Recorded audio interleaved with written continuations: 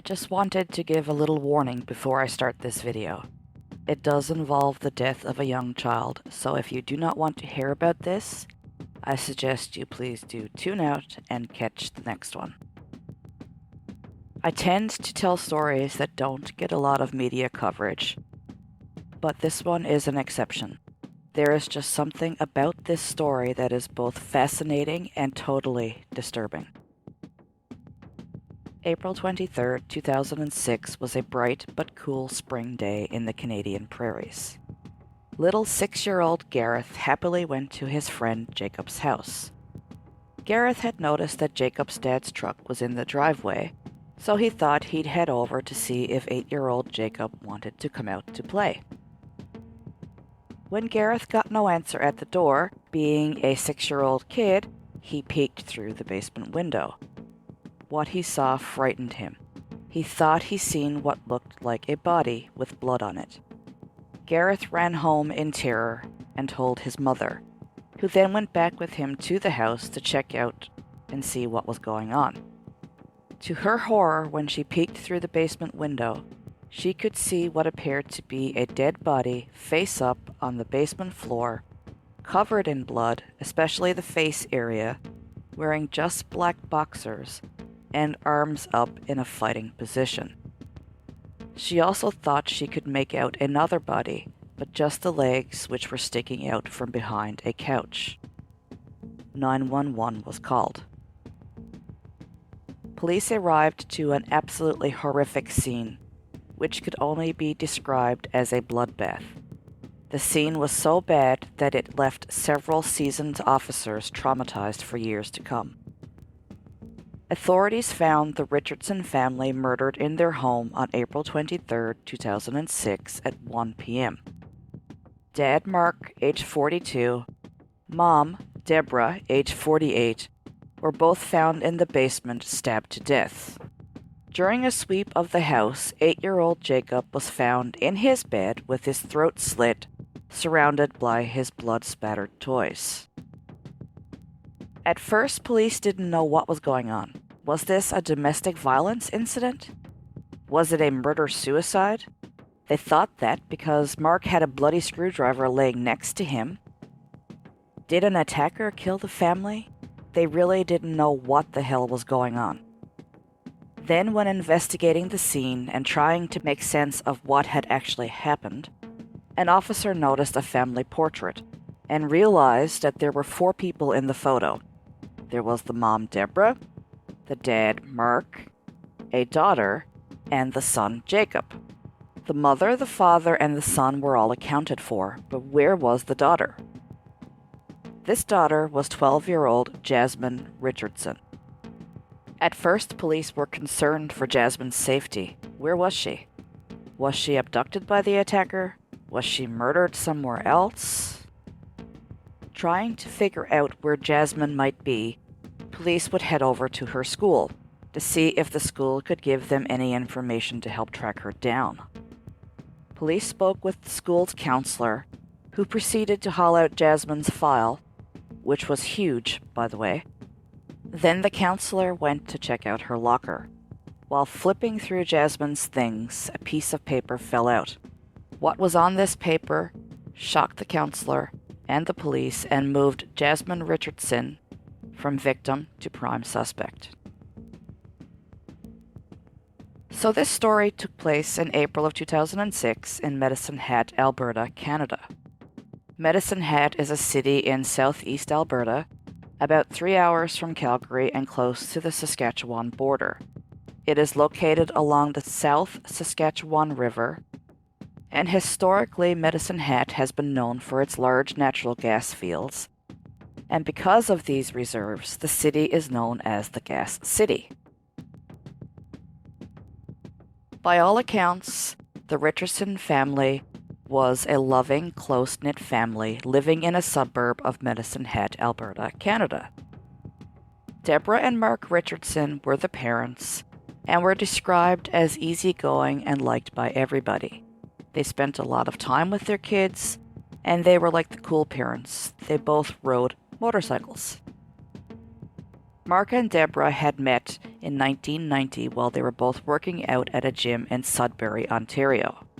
They got together and committed themselves to a sober lifestyle, because previously they had both overcome substance abuse, and now they were committed to sharing a clean, sober life together. Friends would say that Mark and Deborah were the happiest couple ever. Soon they were married in Toronto, and 15 years after they got married, they decided to move out west to Alberta. Mark worked as an instrumentation technician in the oil and gas industry, and Mark was described as a bear of a man, handsome with a big bushy mustache.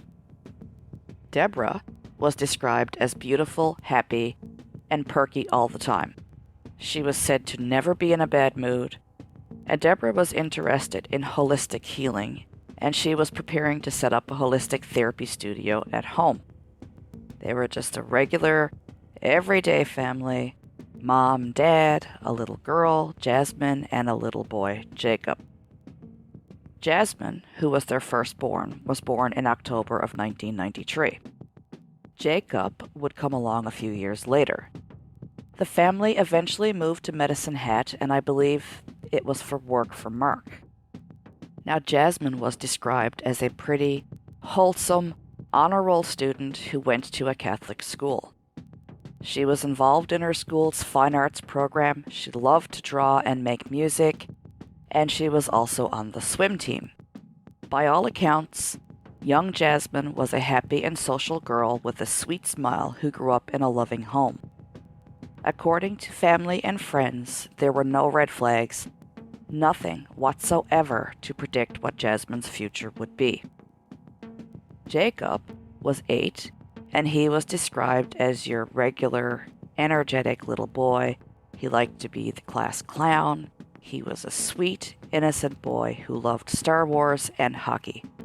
Friends of the family would say that Jasmine loved Jacob, and she was often seen playing with him. Everything was normal. Everything was going good for the family, but soon, Jasmine would start to undergo a transformation. It started slowly at first, but she would eventually warp into, a monster. Jasmine started to change at around 11 years old. Nothing too strange, really. I mean, kids do go through changes, especially preteens. Deborah and Mark were not initially too concerned. I mean, transformation is a part of growing up. It's a part of finding out who you really are, finding ways to express yourself. Towards the end of grade 6, though, Jasmine and a couple of her friends started getting into darker music, darker makeup, and darker clothing. It was around this time that Jasmine started getting interested in goth culture. But mostly for Jasmine, it was the music, such as the band The Misfits, Cradle of Filth, Slipknot, and so on. Jasmine started wearing more black clothing. She was wearing more black eye makeup, but she wasn't really acting out too much yet.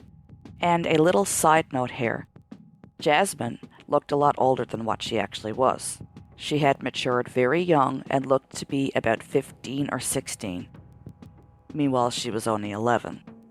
And that will be important to this story. In the summer between grade 6 and grade 7, things started to take a turn for the worse for Jasmine. Jasmine and her friends started hanging out at the mall with a group of goth kids. Well, actually, some of the guys that were in this group were about 18 and 19 years old. Now that's quite the age difference from 11-year-old Jasmine. It was around this time that Jasmine started to dress older and more provocatively. She also started around this time joining social media sites such as MySpace, Nextopia, and VampireFreaks.com. Jasmine was sharing provocative photos of herself, portraying herself much older, like 15 or 16. She had also seemed to take on a bad girl persona online. Keep in mind that she is only 11 years old at this point. It was also around this time that Jasmine started hanging around with the boys in the goth group that were much older than her. And some of these boys also started calling Jasmine at home.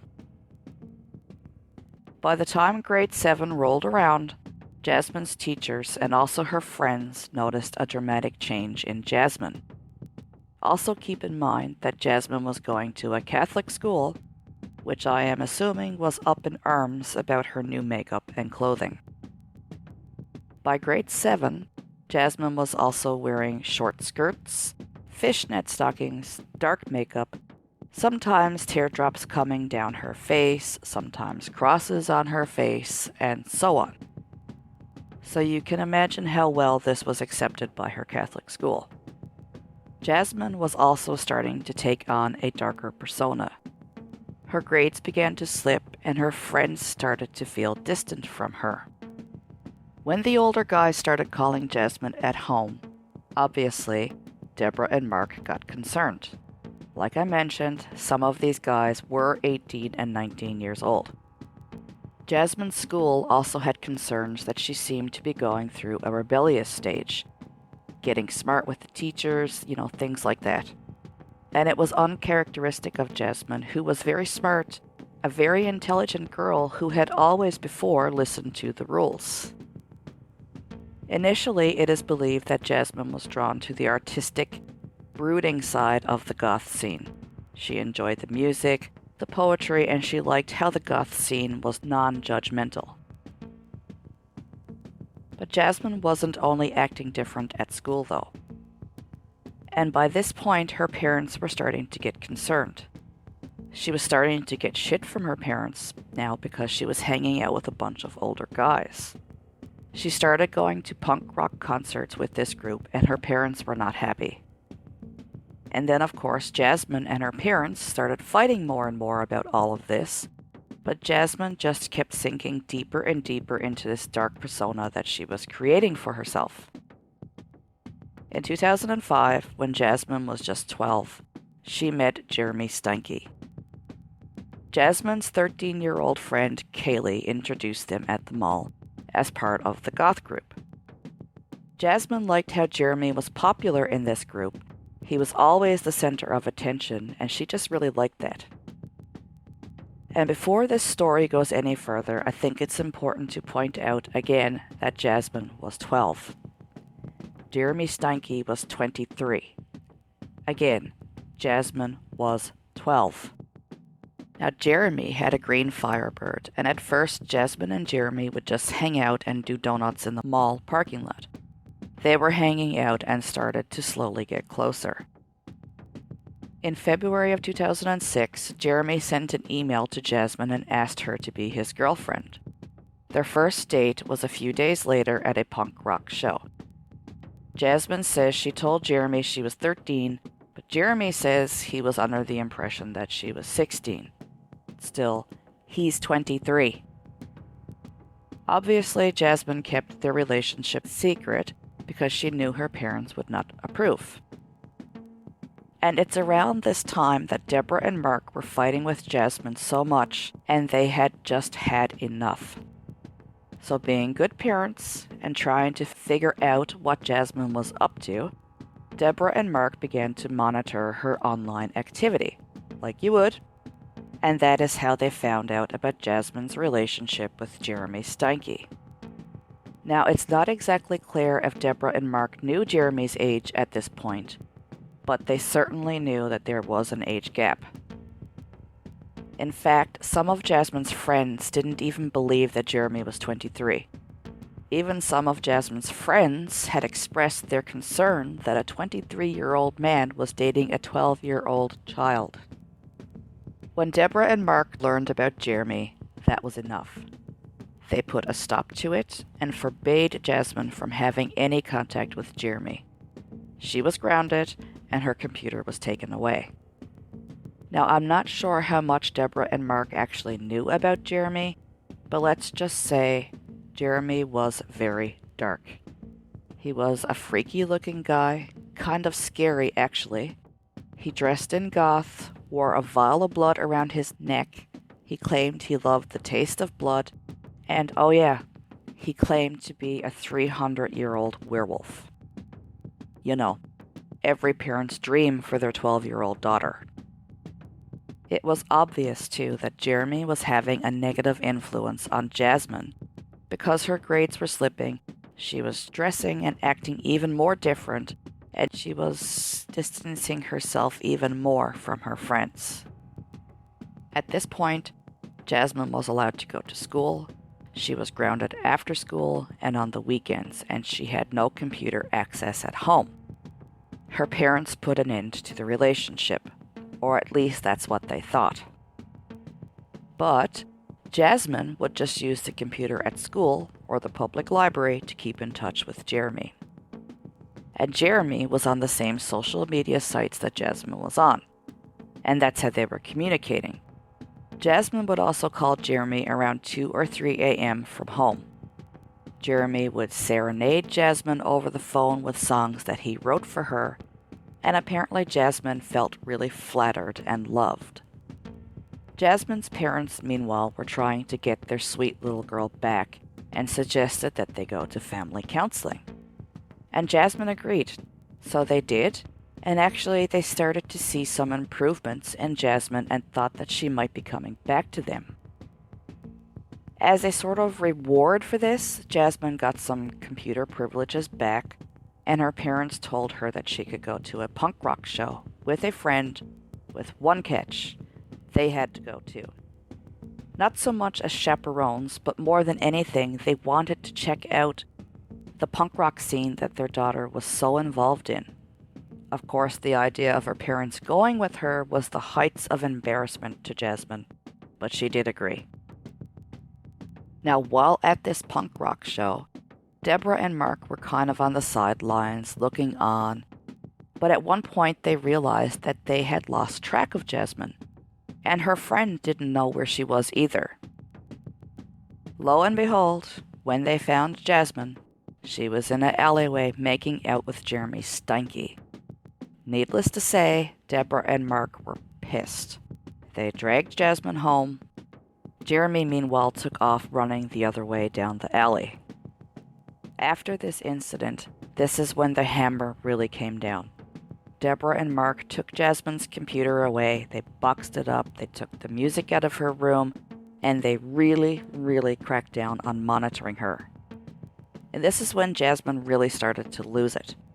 Her and Jeremy started sending messages back and forth. Remember, she was using the computers at school to communicate with Jeremy. And I'll go into these messages a bit more later, but they are pretty dark messages. Around this time, Jasmine became really dark, to the point where her friends were afraid of her and the dark changes that she was going through. And reportedly, Jasmine actually enjoyed this. She liked the fear that she was instilling in people. At this point, the school guidance counselor was also very concerned about Jasmine's dress and her attitude. She had a pretty big fall with the school counselor by now. Jasmine even once told her school counselor that she wanted to go into foster care. When asked why she would say this, she said she just hated living under her parents' rule. When asked if they were abusing her, she said no. This tightening of the reins by Deborah and Mark sent Jasmine into a tailspin and major rage. She complained to her friends, but all of her friends just kind of agreed with her parents. They thought it was gross that Jeremy was dating a 7th grader. Meanwhile, Jeremy was complaining to his friends that his young girlfriend's parents were stopping her from seeing him, and his friends also agreed that it was totally inappropriate. So Jasmine and Jeremy were kind of getting into more of this attitude, like it's you and me against the world. So let's talk about Jeremy. Okay, so first, he is 23 and dating a 12-year-old child. Gross. Pedophile. Jeremy had a very different childhood than Jasmine. Jeremy had a very unstable upbringing. He moved around a lot. His mother was an alcoholic. and Jeremy had experienced severe abuse from his natural father as well as two stepfathers. And Jeremy was relentlessly bullied as a child. Reportedly, he was often called Stinky as a kind of pun on his last name, Steinke. When Jeremy met Jasmine, he was a high school dropout, he was unemployed, he was living in a trailer park with his alcoholic mother, and he had already tried to commit suicide at least once. There has been much speculation that Jeremy could have fetal alcohol syndrome. Developmental delays play a role in those who are on the fetal alcohol spectrum. ADHD is known to be associated, and Jeremy's mother would later testify in court that he did indeed have ADHD. Jeremy's mother was a known alcoholic who would go on binges, leaving him alone sometimes for a week. Now, Jeremy had gotten into the goth lifestyle at 22.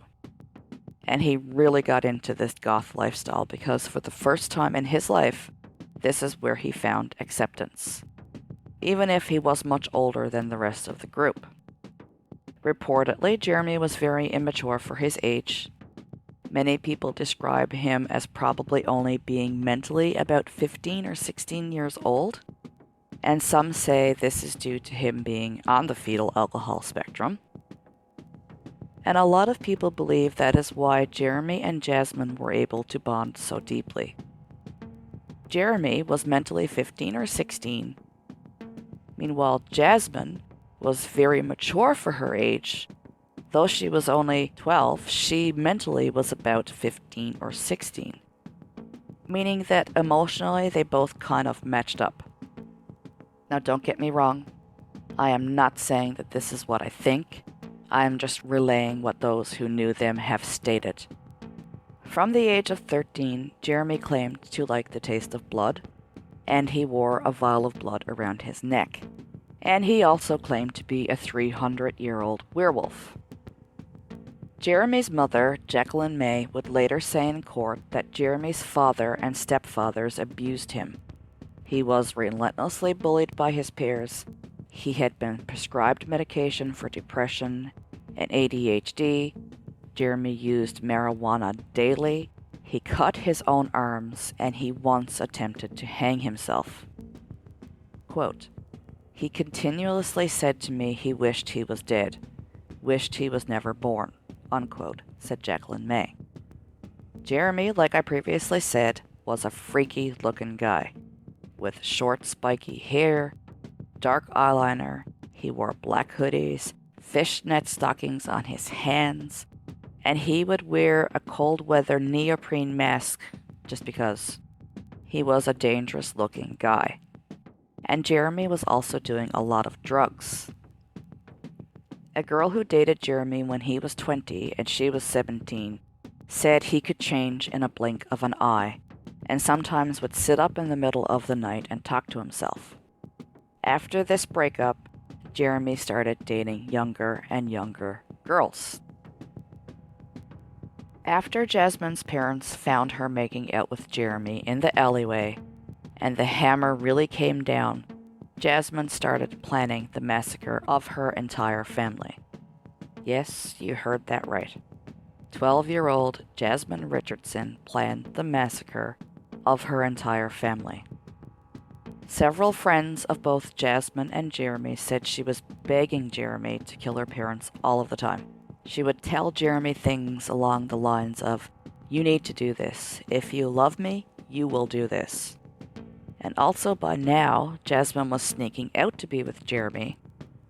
Also by now, they were having sex, and Jeremy had given Jasmine a vial of his own blood. Again, Jasmine is 12. Jeremy is 23. They are having sex. Jasmine and Jeremy continued to communicate throughout this time, and the conversations became more and more violent. The two of them started planning a life together, away from her parents. Jeremy would write poems about slitting Jasmine's parents' throats, and Jasmine would complain how much she hated her parents and wanted them dead. Jasmine and Jeremy were messaging, sending emails, and he was writing poems and songs online that were really explicit and violently describing what they were going to do to her parents. Jasmine was constantly telling her friends and Jeremy that she hated her parents, she wanted them dead, but nobody really believed her. Nobody except Jeremy.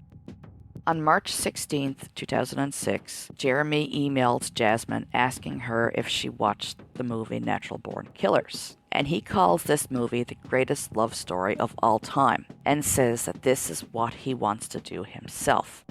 Now, I've never seen the movie, but what I have read, it involves a storyline of a couple that kill the girl's family so they can be free from them. According to police reports, it was Jasmine who first proposed the plan. In an email, she told Jeremy she had a plan. On March 20th, 2006, Jasmine wrote to Jeremy online, quote, "I have this plan. It begins with me killing them and ends with me living with you," unquote. The next day, March 21st, 2006, Jeremy replied to that idea with the quote, "Well, I love your plan, but we need to get a little more creative with, details and stuff," unquote. Jasmine at this point was constantly telling her friends, and especially Jeremy, that her parents were treating her like shit, and that she hated them so much. On March 24th, Jeremy wrote on his Windows Live Spaces account about Jasmine's parents, which read, quote, "Payment. My lover's rents are totally unfair. They say that they really care. They don't know what is going on. They just assume. As their greed continues to consume, she is slowly going insane. She continues to think that I came into her life to help her out, and to stop what they keep trying to shout. It's total bullshit. Their throats I want to slit. They will regret the shit that they have done, especially when I see to it that they are gone. They shall pay for their insolence. Finally, there should be silence. Their blood shall be payment," unquote. Jasmine started calling Jeremy and demanding that he fulfill the promise he made to her, which was to kill her parents. Allegedly, some people claim that Jeremy was reluctant, but Jasmine convinced him that the only way that they could be together was if he killed her parents. Less than a month after Jeremy's post on MySpace, Jasmine's family was dead. On Saturday, April 22nd, 2006, the Richardsons had a family barbecue in their backyard with the kids. Jacob was playing with his friend Gareth. Now, I haven't really been able to find out much about what Jasmine was up to that day, other than she had texted with a friend who asked if she wanted to go swimming the next day, and Jasmine took a bubble bath that evening. Meanwhile, Jeremy that day was busy getting drunk as a skunk and blitzed out of his mind on drugs. Throughout the day and night, Jeremy drank beer, he drank vodka, he drank wine, he smoked pot, he did lines of coke, he took ecstasy. Also, at some point that evening, Jasmine called Jeremy. It is unclear what was said in this call, but whatever Jasmine did say to Jeremy that evening was what got the ball rolling. Before this day, Jeremy had already asked at least two of his friends, named Jordan and Grant Bolt, on separate occasions if they would help him kill Jasmine's parents. They both had outright said no. Around 9 p.m., Jeremy went to see his friend Jordan, and again asks Jordan to help him kill Jasmine's family. Jordan again says no. It was while Jeremy was back at his trailer and he was watching the movie Natural Born Killers again with at least one friend, and he says again that this is the greatest love story of all time. This friend would later testify in court about a part in the movie where the couple kills her family except for her little brother. This is where Jeremy pipes up saying, "That is where it's going to be different. Jasmine is going to kill her little brother." Now, it's while watching this movie that Jeremy gets that call from Jasmine. And like I said, whatever Jasmine says in this call is what sets things into motion that night. At 3 a.m., Jeremy went to visit his coke dealer. This is where he snorted at least 6 lines of coke. He drank some more vodka. He drank vampire brand wine and did ecstasy. Jeremy then goes back home to his trailer. He drinks some more beer, grabs a knife from the kitchen, and starts to make his way over to Jasmine's house. He leaves his trailer approximately 3:30 a.m. He's higher than a kite. He's drunk as a skunk, but he stops at a store to buy a pack of gum. Why? Because Jasmine didn't like the smell of smoke on his breath. Meanwhile, he knows what he is doing. He knows where he is going, and he is thinking about gum.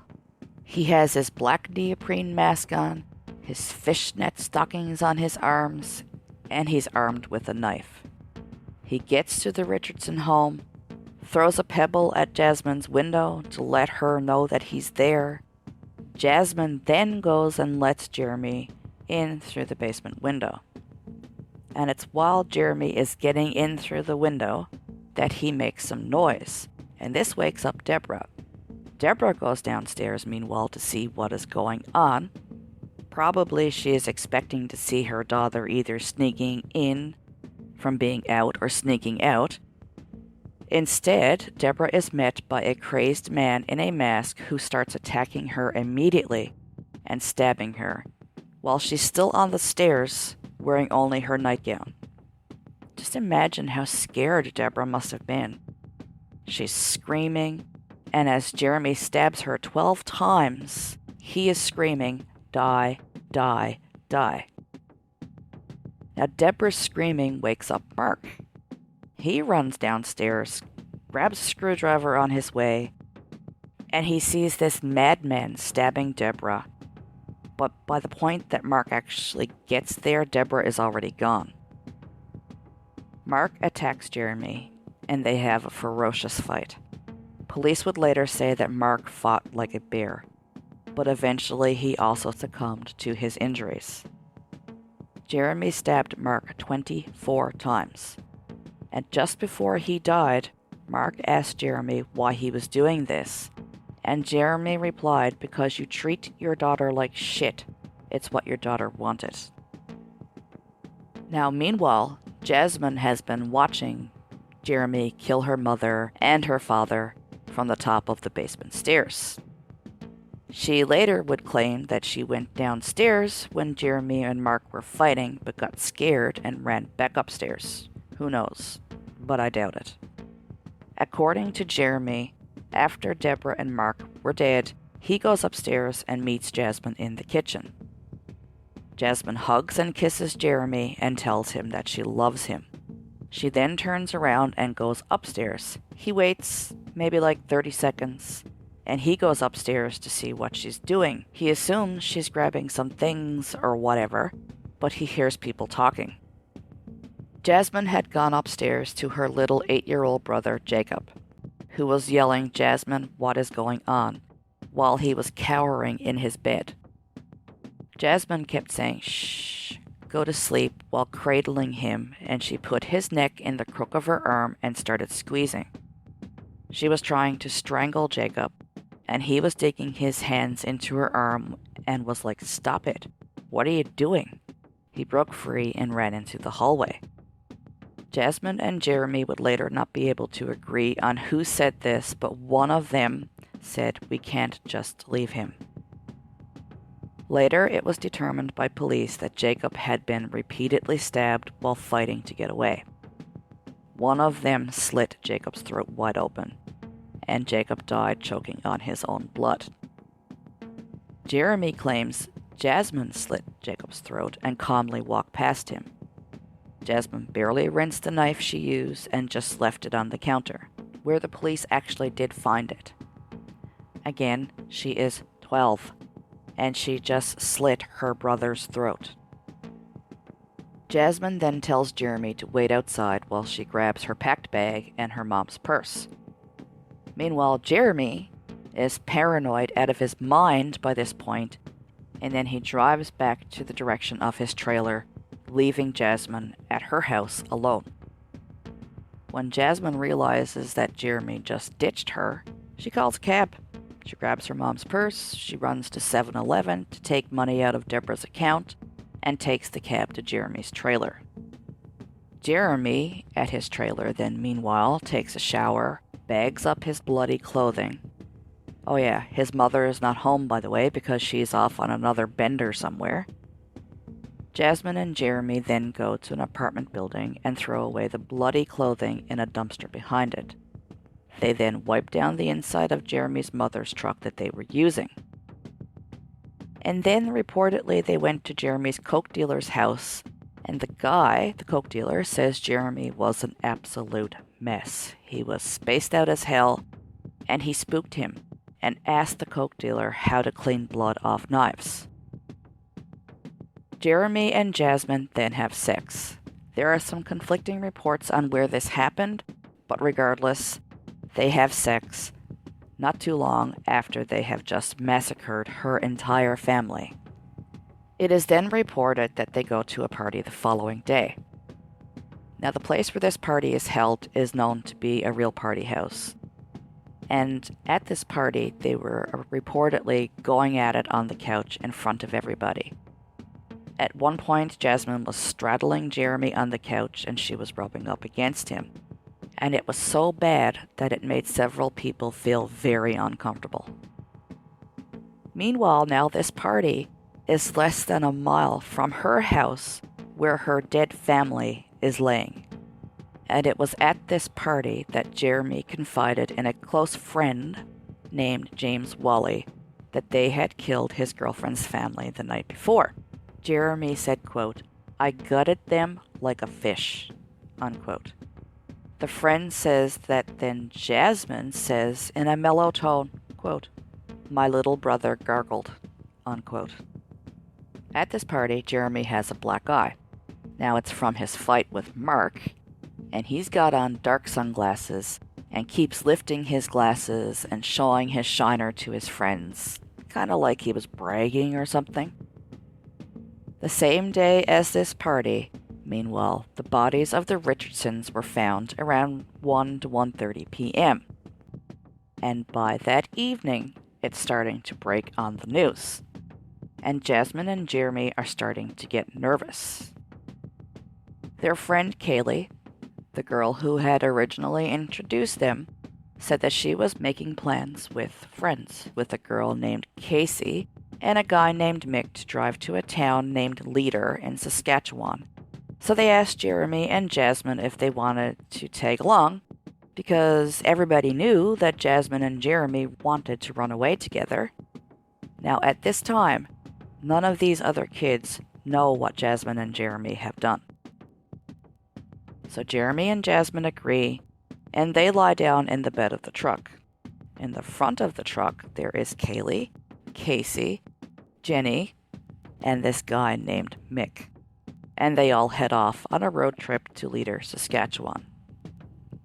Now, meanwhile, back at the crime scene, when the bodies are being found that afternoon, it is an absolute bloodbath. Blood had been sprayed all over the walls, the floors, the ceilings. There were bloody handprints and blood streaks on the walls like someone had scraped their hand or arm across the wall. It was absolutely horrific. Once the police found Deborah, Mark, and Jacob, and then eventually realized Jasmine was missing, and they went to her school to try and find out where she could be, they were looking for some clues about Jasmine and what could have happened to her.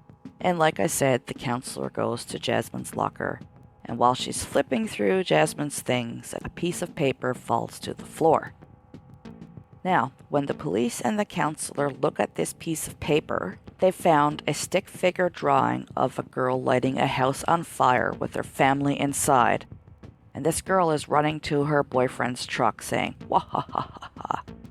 This turned Jasmine immediately from a missing person to a murder suspect. Now again, back to the evidence at the home. Police concluded that there was a major bloodletting incident that happened outside of Jacob's bedroom, in the hallway, and also in his bedroom they concluded that the bloodletting source was moving around. There was blood everywhere, outside of the bedroom, and in the bedroom, and the conclusion was that Jacob had been attacked in the hallway, but then he had moved back into his bedroom, and after a fair amount of activity, he died on his bed. One of the officers said that it was the worst crime scene that he had ever been in, and he had been in some bad scenes. He could tell that the dad was a warrior. Mark fought until his last breath, as did Jacob. Jacob died with a lightsaber next to him, covered in blood. It is suspected that Jacob had grabbed his lightsaber to try and use it to protect himself. Deborah, in the meantime, had not moved around too much from where she was found, so she probably had died quicker. Police found a blood smear on Jasmine's light switch in her bedroom, and this indicated to them maybe that it was not an intruder, but maybe rather someone who knew the house, because generally speaking, intruders do not turn lights on and off. Police also thought immediately that this was the work of at least 2 people, because there was no way that this was possible that one person could have done all of this by themselves. Initially, police had put out an alert for Jasmine, because they thought she was kidnapped, or worse.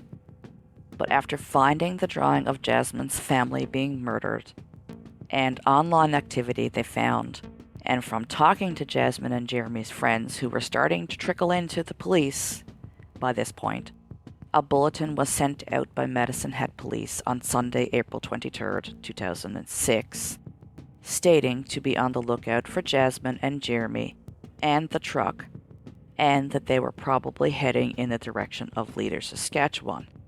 And police knew this because of the friends of Jasmine and Jeremy that were starting to trickle in, were telling police that is where they believed that they would be heading. How shocked everybody would be when the true extent of Jasmine's involvement would come to light. It was actually unbelievable. It is believed that Jasmine is the one who stabbed Jacob. Jeremy would later go on to admit killing Deborah and Mark, but absolutely, to this day, refuses any role in the murder of Jacob. Jacob showed signs that he had been strangled, even though this was really difficult to say for sure because of the huge wound that was on his neck from his throat being slit.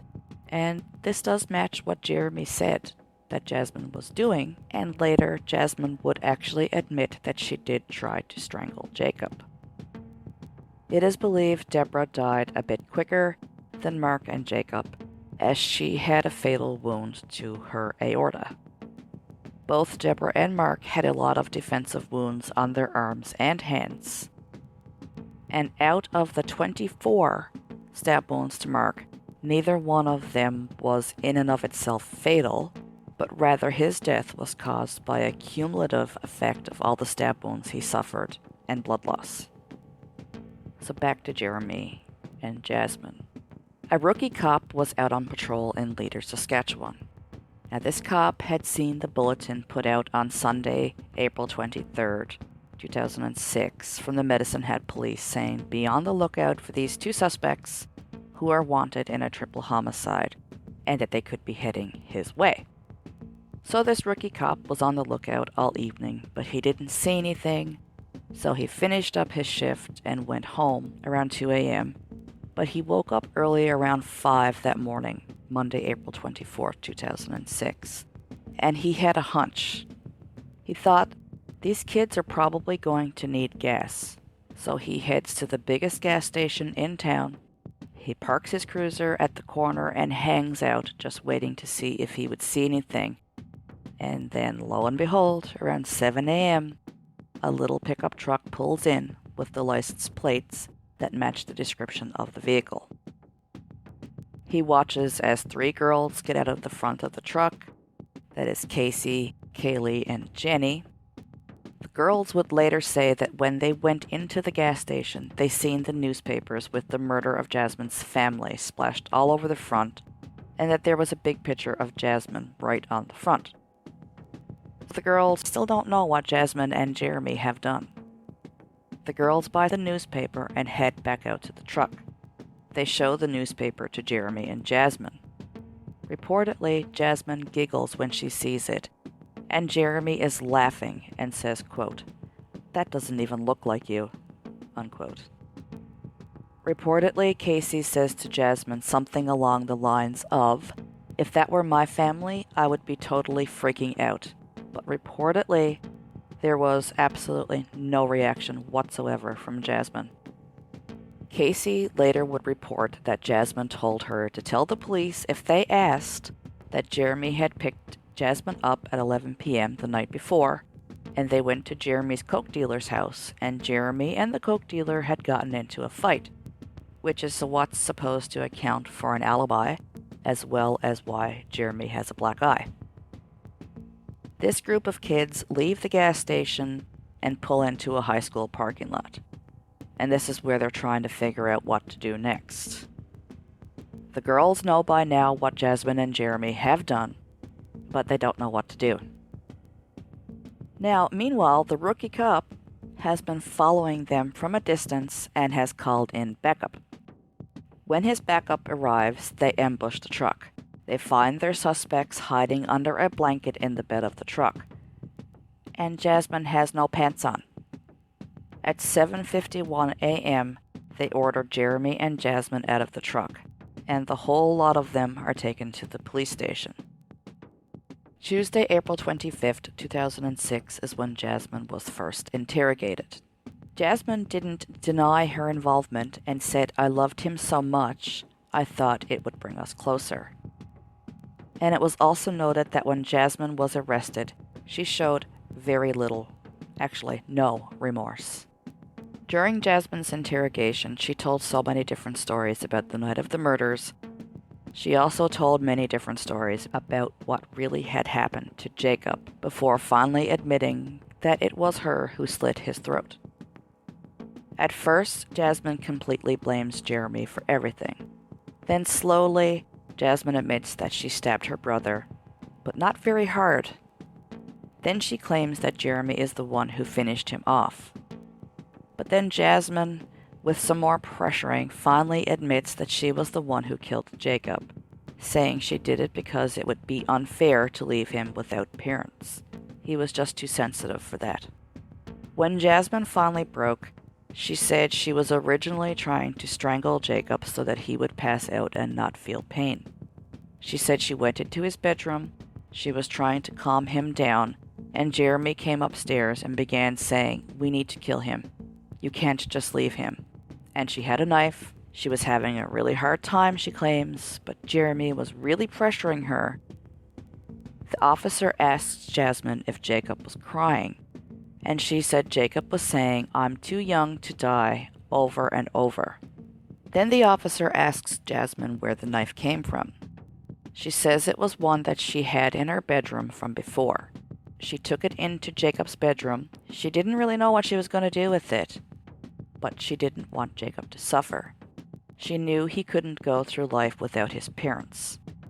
He was already so scared about other stuff. Jasmine tells the officer that Jeremy did it out of love for her. The officer then tells Jasmine, "Why don't you go ahead and write a letter to your parents apologizing?" So she does, and in the letter she apologizes to them, saying that she always loved them, and that she hopes that they can forgive her and Jeremy because he is so good to her. The officer then tells Jasmine that she can communicate with Jeremy and that he could get notes to Jeremy for her. All of this, meanwhile, is just a tactic to get Jasmine to put things on paper. And it works. And they do send notes back and forth. And she wrote that letter to her parents, but at trial, it was determined that all of this was inadmissible because Jasmine's rights as a youth offender were not protected. Anyway, Jasmine and Jeremy do write notes back and forth, And in one of these notes, Jeremy asks Jasmine to marry him, and she accepts.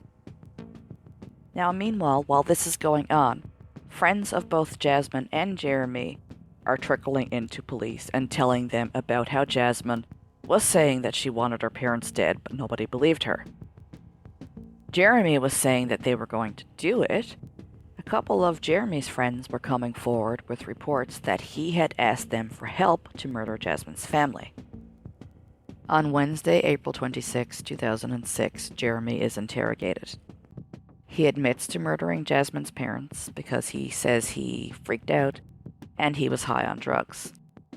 He also says that he had tried to convince Jasmine before all of this not to do it, but he also says that he would do anything for Jasmine.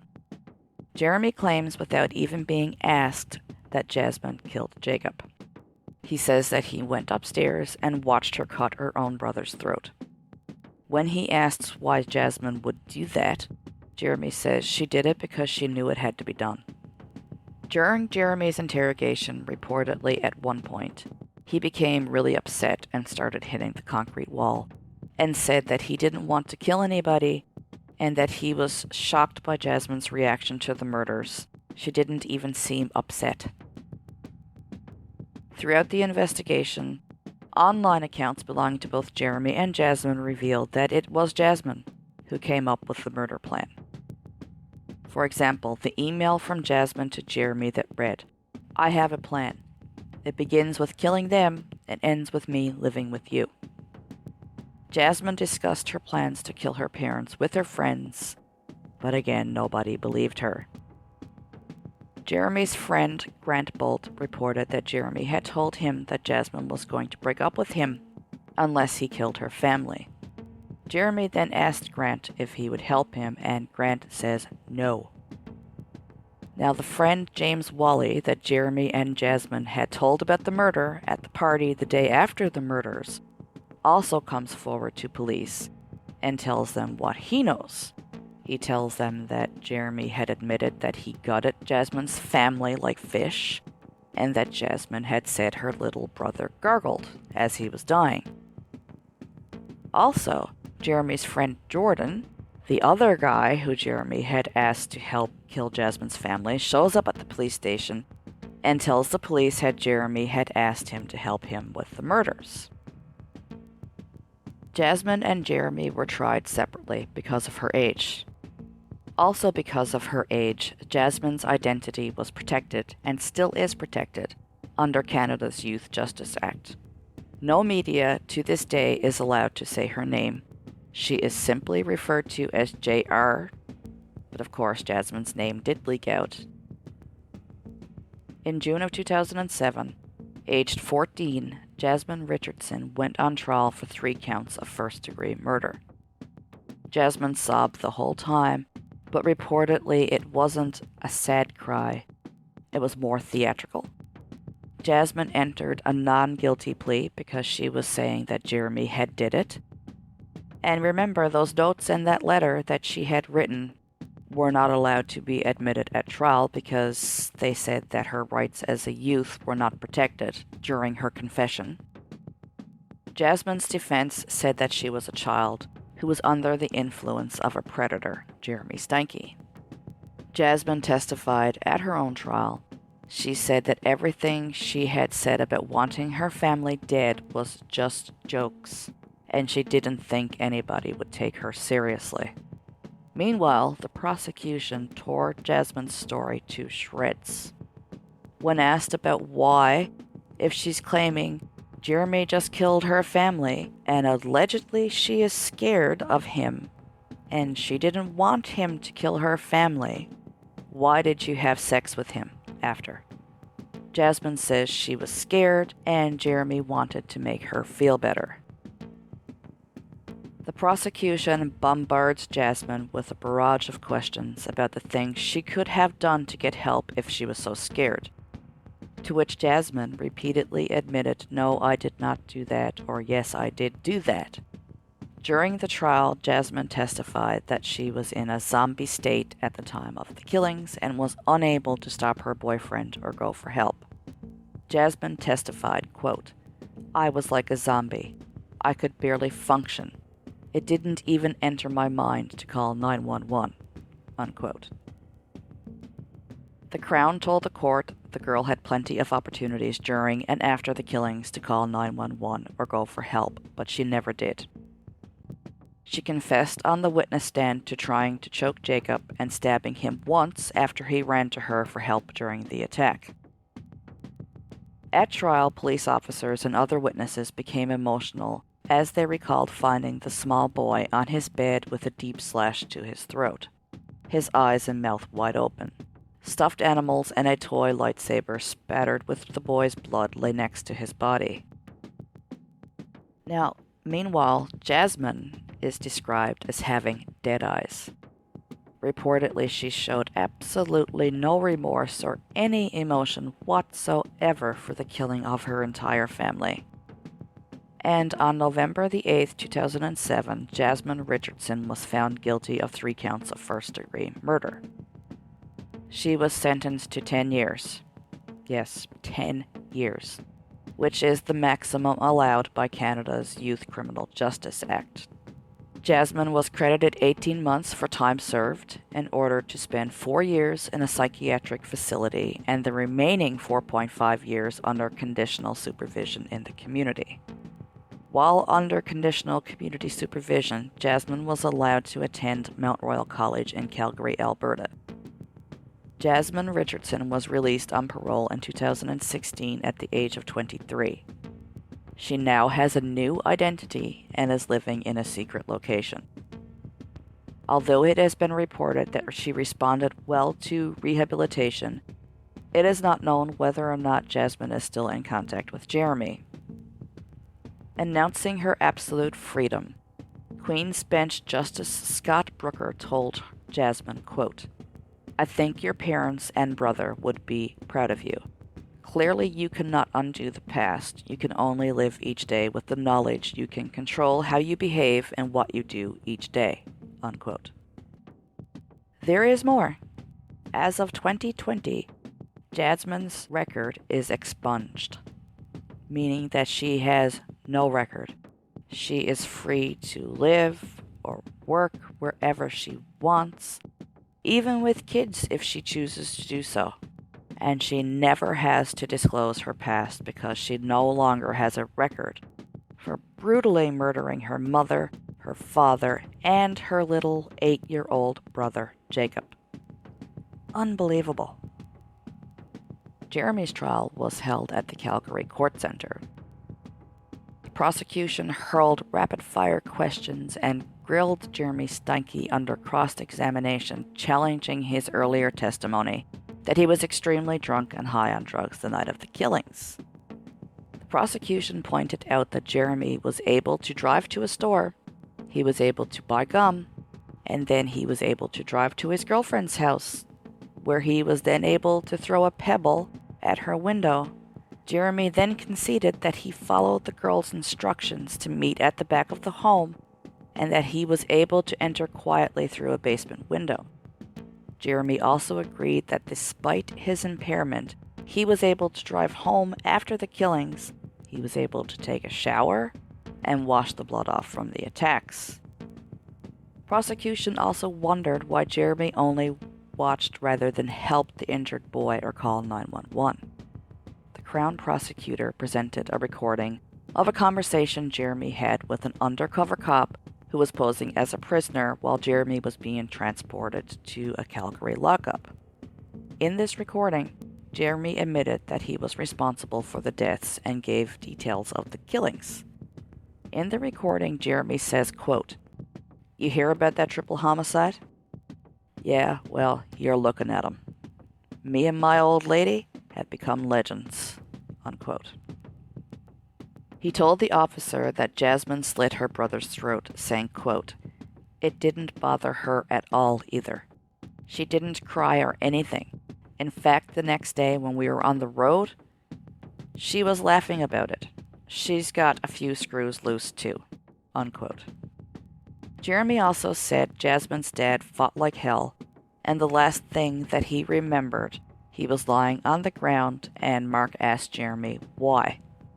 and Jeremy said because you treat your daughter like shit and she wanted it this way. Jeremy tells the undercover cop that this is when he goes upstairs and watches his girlfriend Jasmine cut her brother's throat. Allegedly, this undercover cop would say that the details of what Jeremy told him were so horrific that he felt nauseous and wanted to throw up. The Crown also disputed Jeremy's claim that he was only acting macho during this taped conversation. When Jeremy bragged about the triple slaying and said it was a plan concocted by the girl. Jeremy said he was trying to act macho to fit in with someone that he thought was a criminal, but prosecution questioned whether it would have been more macho to claim that it was his own plan rather than blaming the girl. The prosecutor asked, quote, "You thought telling him that you had snuck in through a family's basement window while they were sleeping and stabbed an unarmed mother to death made you look macho?" Unquote. "Yes, ma'am," replied Jeremy. The prosecution then asked, quote, "And you thought telling the officer you stood by while your 12-year-old girlfriend killed her 8-year-old brother would make you look tough and impressive?" Unquote. "Yes, ma'am," was the answer. Jeremy admitted on the stand that he stabbed the parents to death, but repeatedly denied having anything to do with the killing of 8-year-old Jacob, saying that it was Jasmine who slashed her brother's throat as he watched from the doorway. Jeremy said that he murdered Deborah and Mark because he was totally bonkers off his mind high on drugs. He claimed he was just there to get Jasmine, and they were just going to leave. He never intended to hurt anybody, and that what had happened was all in self-defense. Total bullshit. Jeremy's defense attorney would claim that he was an immature man, like a boy, and he was in love with Jasmine and would do anything to keep her. Jeremy's defense tried to say the events were fueled by a drug and alcohol haze, and that he didn't really know what he was doing. The Crown suggested that the crime was loosely based on Jeremy's favorite movie, Natural Born Killers. Like I said, was the twisted love story about a pair of young serial killers who kill the female's family. In 2008, Jeremy Steinke was found guilty of 3 counts of first-degree murder and sentenced to 3 concurrent life sentences in prison, without the possibility of parole for 25 years. He will be eligible for parole in 2031, which is actually only 10 years from now. Jeremy Steinke is in an Edmonton prison where he continues to serve 3 concurrent life sentences. Jeremy Steinke has changed his name in prison to Jackson May and has made a failed appeal against his sentence. Now, there is a lot of mixed feelings surrounding Jasmine's punishment, as you can imagine. Some people think it was too lenient, while others feel that she actually does deserve a second chance. Many people actually believe that it was Jeremy and not Jasmine that was pressured into killing her parents. And of course, that is what it seems like when you look at the evidence.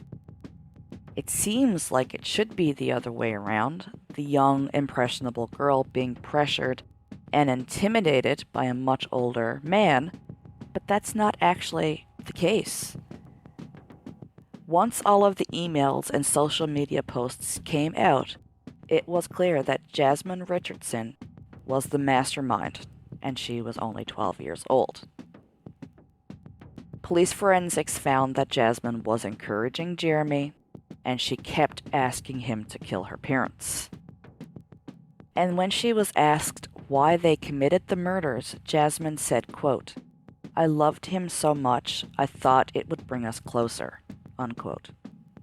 When Jeremy was asked why he murdered Jasmine's family, he said, quote, "When you find your soulmate, you do anything for them.